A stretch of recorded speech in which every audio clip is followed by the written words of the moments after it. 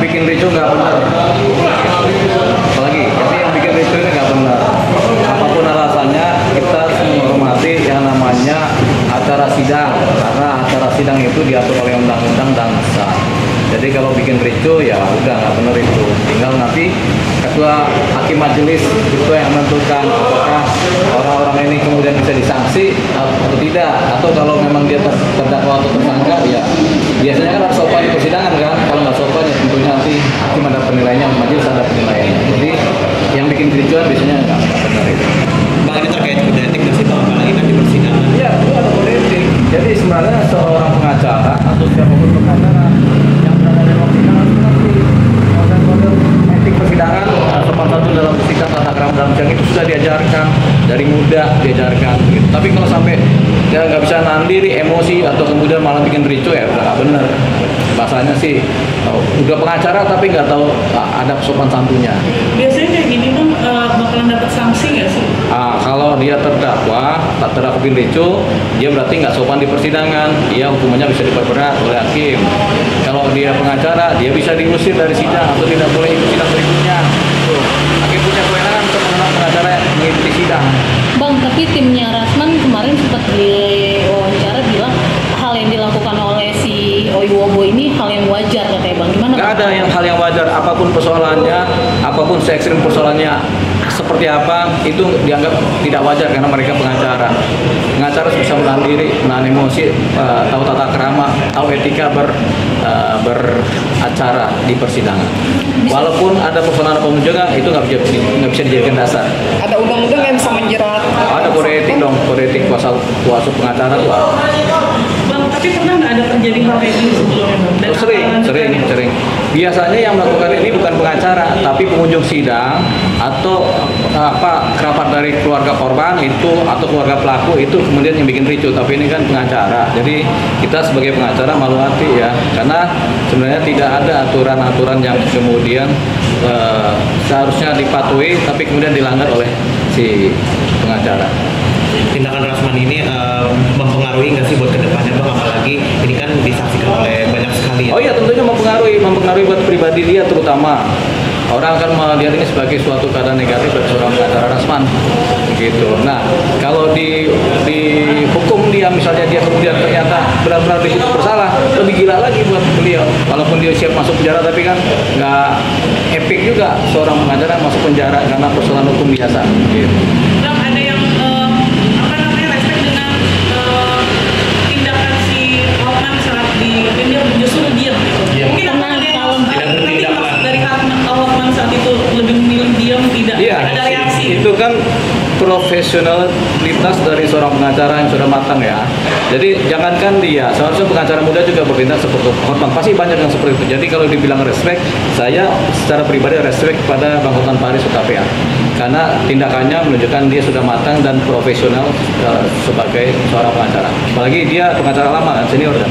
Nah, Bang sendiri kan kalau persidangan hakim di luar negeri di Singapura lah misalnya itu, kalau ada yang rusuh atau online itu langsung bisa dipidanakan ya kan. Kalau di kita nggak bisa kan Bang, karena belum ada hukum. Entah Bang sendiri gimana sih? Ya, rusuhnya sejauh mana? Kalau rusuhnya bunuh orang di persidangan kan langsung dipidanakan juga, atau rusuhnya mencaci maki orang kena undang-undang pencemaran nama baik kan bisa dipidana juga. Jadi ini rusuhnya sejauh mana kita lihat. Kalau yang kelihatan naik meja itu rusuhnya dia naik meja, yang dirusuhin meja sama persidangan, sama acara sidang yang formal yang seharusnya tidak boleh ada acara pengadilan itu kemudian dipermalukan begitu. Jadi itu nanti ada persoalan sendiri namanya contempt of court, pelecehan persidangan itu ada kondisi-kondisi tersendiri di mana pengacara yang bersangkutan bisa juga dicabut haknya sebagai pengacara. Oleh apa? Oleh siapa? Oleh Mahkamah Agung. Berarti perlu juga ya Bang sebagai efek jerah untuk dicabut gelar pengacara. Harus ada yang mengadu, gitu. Bang, untuk reaksi hakim sendiri saat meninggalkan itu mungkin boleh dijabarin. Itu hakim ada beberapa reaksi hakim ketika melihat suasana ricuh. Pada umumnya hakim akan memutuskan atau menghentikan sidang pada saat itu, menjeda atau kemudian men-stop, kemudian cari waktu lain supaya suasana kemudian kondusif lagi. Akhirnya hakim meninggalkan sidang. Jadi wajar hakim meninggalkan sidang dan situasi yang sudah tidak memungkinkan terjadinya acara persidangan. Bang, ini bisa memperberat hukuman Rasman juga nggak berat hukuman gitu. Kalau seandainya Bang di persidangan ada nggak yang kejadian kayak gitu atau lebih parah sebelum Ada beberapa kejadian, ada semua terekspos ya.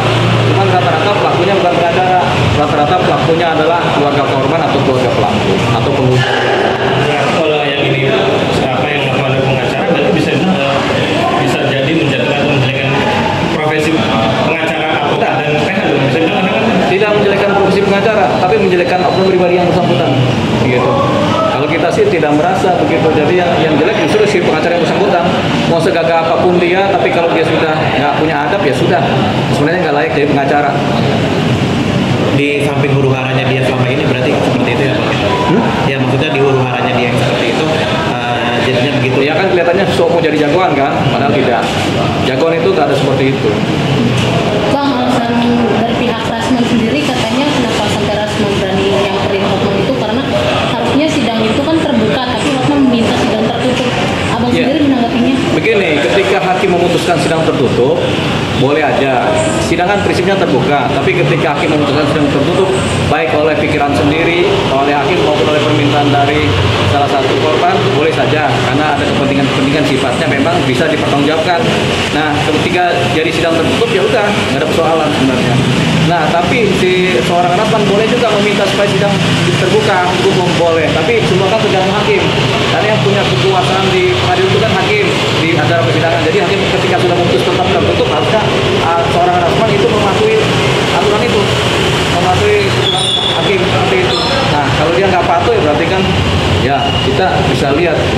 Dan kemarin sikap Rasman juga ada part di mana Rasman mengusir polisi saat menenangkan. Ya udah, itu kan rentetan daripada ketidaksopanannya sedang terjadi. Kalau orang pribadi kenal nggak sih mereka? Kenal. Rasman atau si Loh, kalau kita melihat orang-orangnya kan kita tahu. Kalau dia kenal kita belum tentu kenal, kita juga belum tentu kenal mereka kan gitu. Tapi kalau tahu ya kita tahu. Tahu dari mana? Ya tahu dari kalian.